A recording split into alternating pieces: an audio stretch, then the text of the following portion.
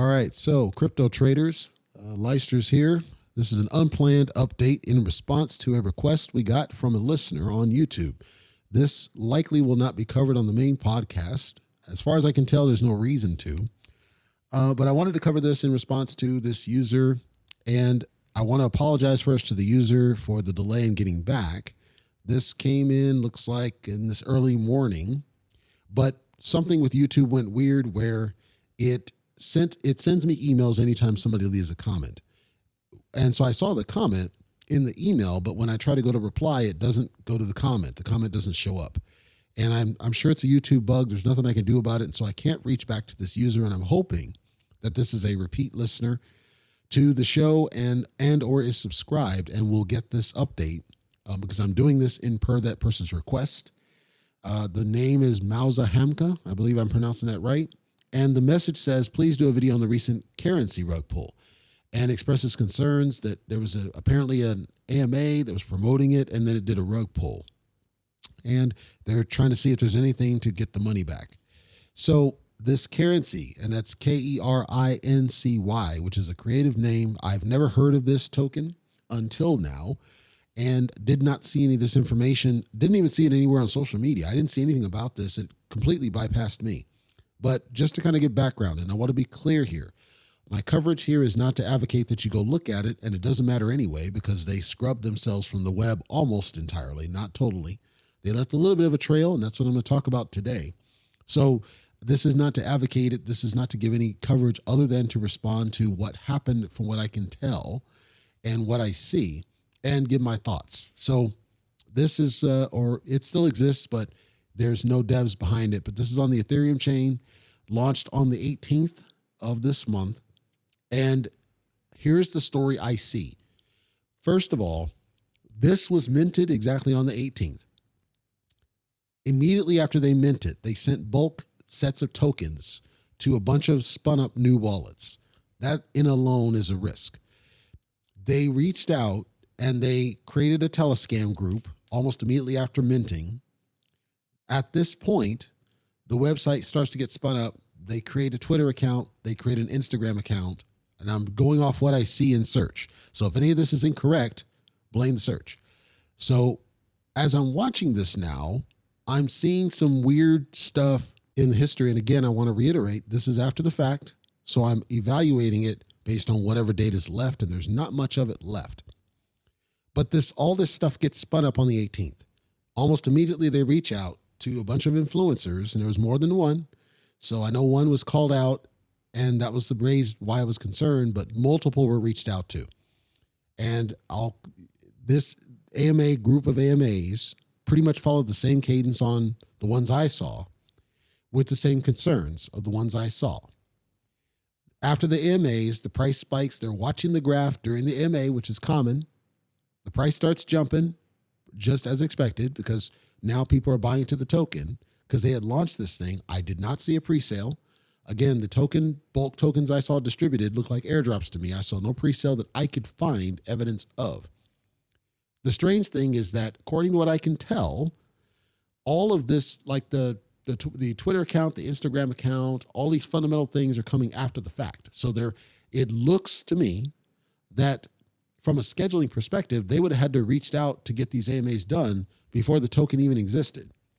If that's true, and I don't know that it is or isn't, but if that's true, then I question how any verification could have happened for the people to come on the show. During the AMAs, I don't see video of the person that's talking.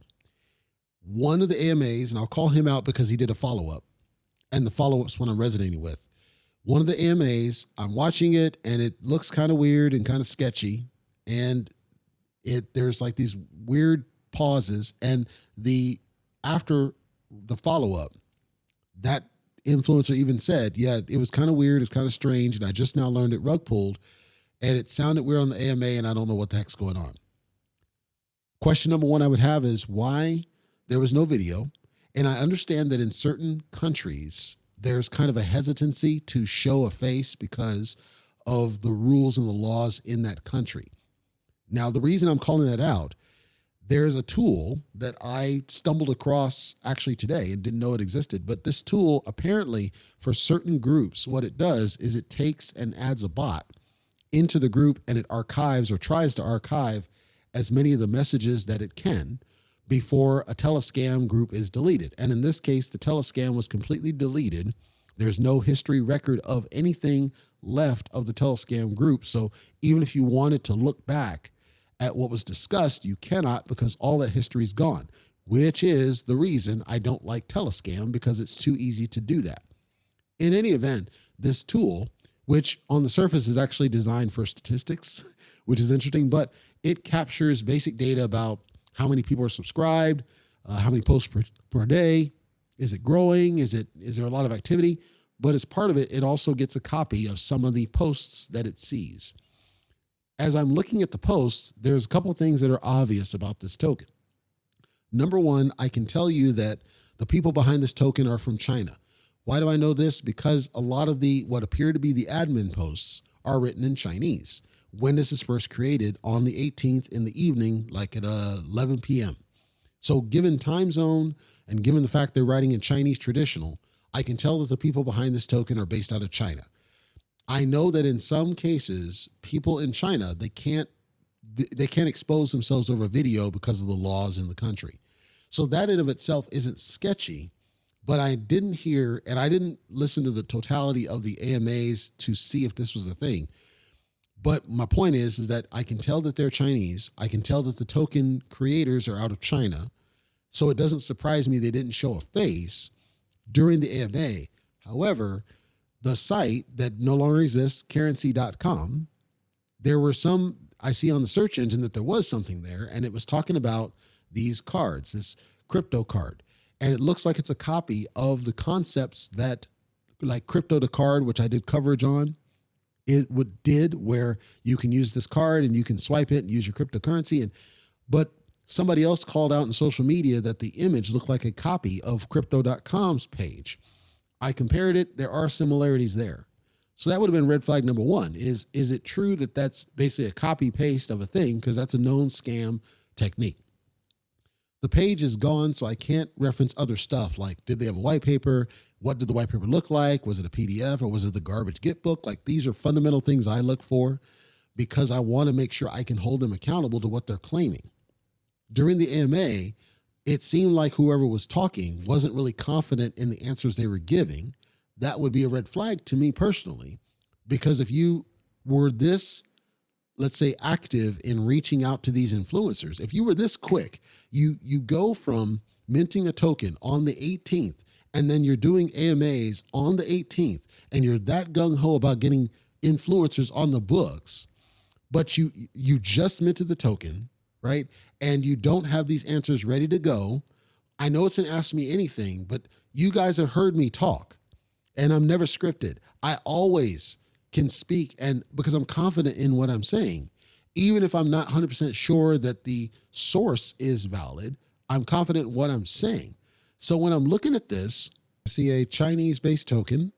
I see a bunch of messages. I see an urgent request to get on AMAs. I see responses from the influencers to get them on. And from the scheduling, there couldn't have been too much day lag between when the token was minted and when the AMA was booked. So it's like they planned to do a project, didn't have it ready, but wanted to get the AMAs ready. That's like core sign of a pump and dump at that point, because we knew leading in that they didn't have a token ready to go, even if they had a site ready, because it looks like they did, even if they had a Twitter, because it looks like they did, and even though they had an Instagram, looks like they did. But the biggest risk, and for those listening and have listened to me for a while, this is the reason I don't support tokens that focus heavily on Telescam. Because Telescam, to me, if that's your core way to go, if you're like, go to Telescam, that's the number one place. And everything I see tells me they told people, go to Telescam to get the information. I have the link and the whole nine. It doesn't exist anymore. And it's a China-based organization. Automatically, all sorts of red alerts are going off, klaxons going off, because I'm instantly saying, no, I want this to get baked. This is half baked, and I'm not ready to cover this guy until we know what we're doing. And if we're going to do a fair launch, I would expect more in what you would have done to fair launch this dude. Instead, what we get is a token minted on the 18th, AMA'd on the same 18th. Stuff is created on the 19th after the AMA. During the AMA, it pumps as expected. And then, on the 22nd, it starts dumping. And the initial distributions of those wallets, I want to explain how that works for those that don't know what we're talking about. Picture if you were to create something and you said, I'm going to create 1 million of this. So in this case, tokens. I'm going to create 1 million of this as my first out. But on the side, you say, I'm going to give 200,000 to 4 of my buddies. Now, 800,000 of these tokens are out of the books. They're in circulation, but they're out of availability. And you haven't launched yet. There's only 200,000 now that are still remaining to get to this 1 million that you promised or you committed. What happened here is they spun up these new wallets because they're all raw new wallets. There's no back history of any of them. They spun up these new wallets. They immediately distributed 350 billion out of the total supply to each of these side wallets. After it pumped and after it hit a peak, they saw that there were some sales happening. Necessarily, after a token launches and after the pump, people are going to dump and sell it because they're just there to get the profit out of it. But on the side, you have these other wallets, and they were able to dump those tokens, which apparently belong to the people who own the token. So even though the liquidity is locked, and this is what's important to understand, even though the liquidity is locked, because they held 80% in this case, and I'm making up the percentage, but because they held the majority percentage of the token supply in these wallets and had access to do it, they basically sold it and took all the value because they held the vast majority of the value. That's what happened here. It was a rug pull in the sense that it was the people behind the token that did it, but they didn't steal the liquidity in the traditional sense where they would have drained it from the liquidity pool. They just basically held the supply, let it appreciate in value, but they held the vast majority of the supply and then sold it. This is the same thing, actually, that happened with Forever Financial that I covered on YouTube. Now, the difference here is these look like rookies. These don't look like pros to me, even though they were brilliant in being able to bamboozle very intelligent people on this one. These are not pros. Why do I say that? Because first, I can see they're from China, no problem. The urgency in which they spun up the Telescam and the Twitter, the Instagram, where there never was a post, they just created it and it's still out there. They forgot to close it. The urgency in which they spun up all this social media screams rookie to me. But also in blockchain, you can see where they did the sales. They did not do like Tornado Cash to wash the funds. So somebody that was interested, one of the questions on the inquiry we got was around, can we get our money back? I can't answer that for you. You're going to have to figure out through blockchain what really happened and where the money went. Since they didn't use Tornado Cash, somebody more learned than myself, and frankly, who has more time than I do, should be able to parse blockchain to find some of the addresses for these wallets and trace back where the money went. One of the names, they actually named some of the addresses, so Dejin Kaiju, whoever that is, .eth. So some of them were named, so they should be easy to trace some of those activities. Unfortunately, many of these wallets never had any transactions before this, so it may be difficult to trace it, but that's where I would steer you to first. So Kerincy on the Ethereum chain, again, was a rug pull, but not the traditional rug pull.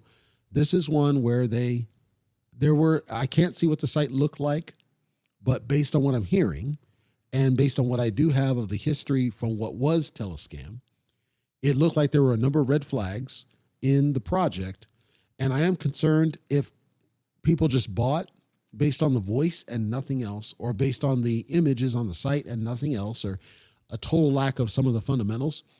And I'll close by saying, I hope it's clearer now for those listening to the show or people who repeatedly listen to my show. I know I get crap because I ask for a PDF white paper. This is the reason why. I ask for a solid, well-built, well-designed, detailed website. This is the reason why. I ask for faces and names and better ways to identify people. This is the reason why.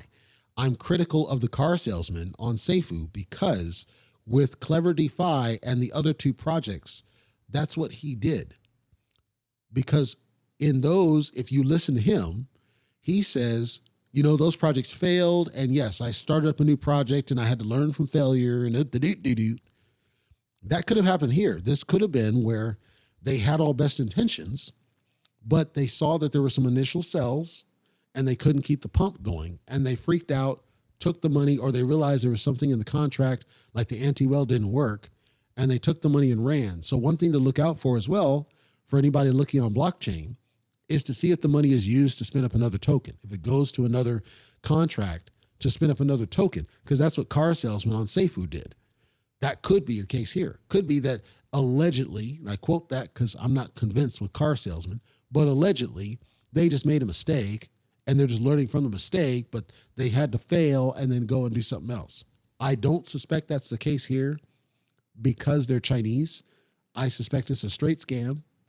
Is my theory. I wasn't there, but I suspect it's a straight scam. I suspect they were very smart in being able to trick very smart people, at least. But I think they're rookies, which tells me they're probably younger people. And they probably had a mark in the AMA speak on their behalf. And that mark was funneling responses to the different influencers. And the mark wasn't really the person behind the project. That's the same thing that Suzuki did. They had a mark who was on the call with Russ, the cult leader, and the mark is who was answering questions, but the mark was only regurgitating what he was told by the scammers. That could have happened here too. It could have been that whoever was on those calls, the AMAs, wasn't really a dev, or they presented themselves as a dev. I don't know because I wasn't there and I never even heard of this token till now, but I'm hopeful that at least some of that information helps people in trying to piece together what happened. But also, I don't think it's fair to criticize the influencers because, as far as I can tell, the fact that they reached out to do the AMA should have engendered trust.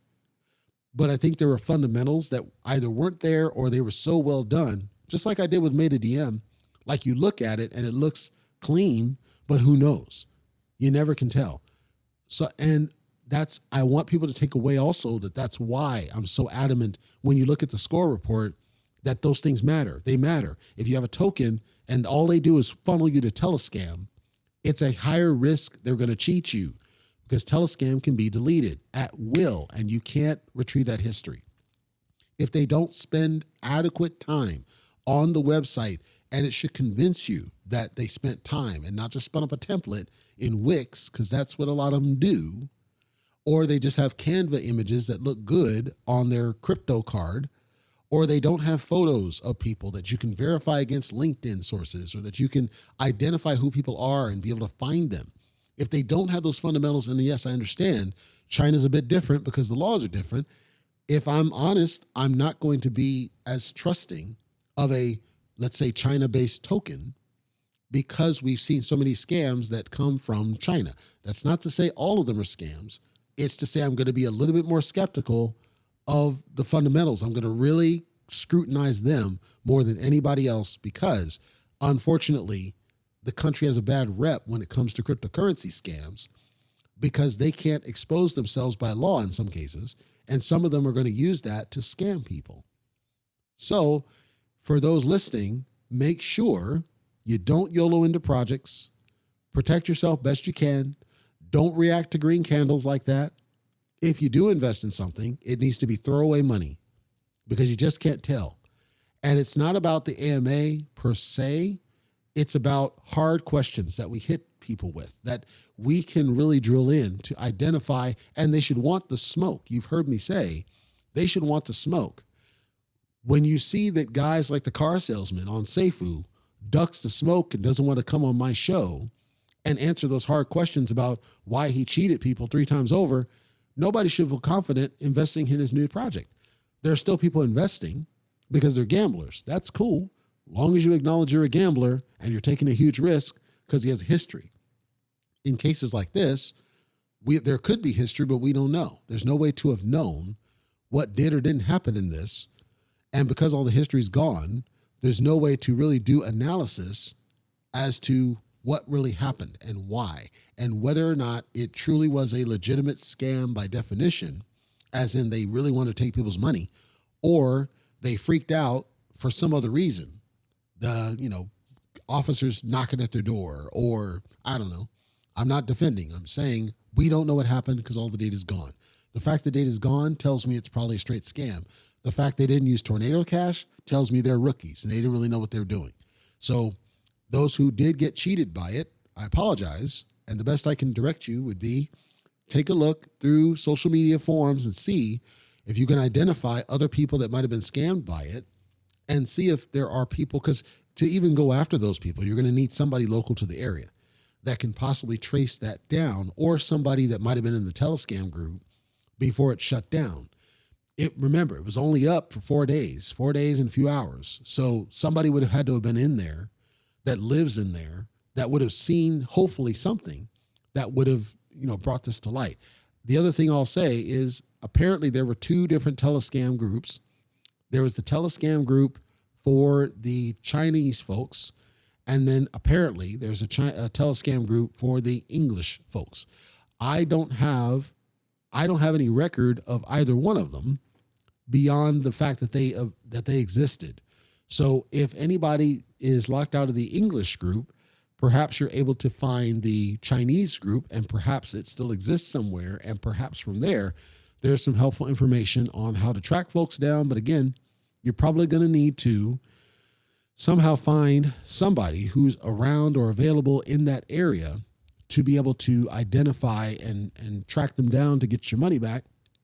If not, then you may have to chalk it up as a loss. Because as far as I can tell, they did a pretty damn good job of tricking a lot of people. We're not just talking one influencer.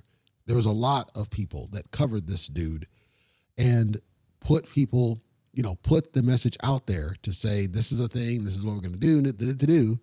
They got a lot of influencers to cover this one. And I don't have the background as to the whys or the whats. Don't have any information about it. All I can tell you is it's long since gone, as far as I can tell.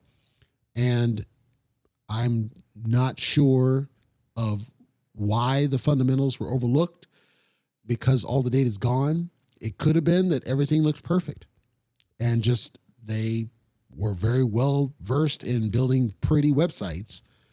Could be that, or it could simply have been that the urgency, they created a false sense of urgency. I don't know. I don't have those answers, and I apologize that I don't have further answers. I just wasn't in it, didn't know anything about it, didn't hear anything about it. And if there's anything that I can help with in my fundamental analyses, I'm happy to do so. But I think you've heard me. There's a pattern in what I say on my show, and the score report is what I look at every single time, no matter who it is. And I think the reason that I look at those things is why none of the tokens want my smoke. Because if they get on my show, they're either going to be identified as a pull, or they're going to be identified as legit. And that's always my goal. It's never just to let them get a free pass.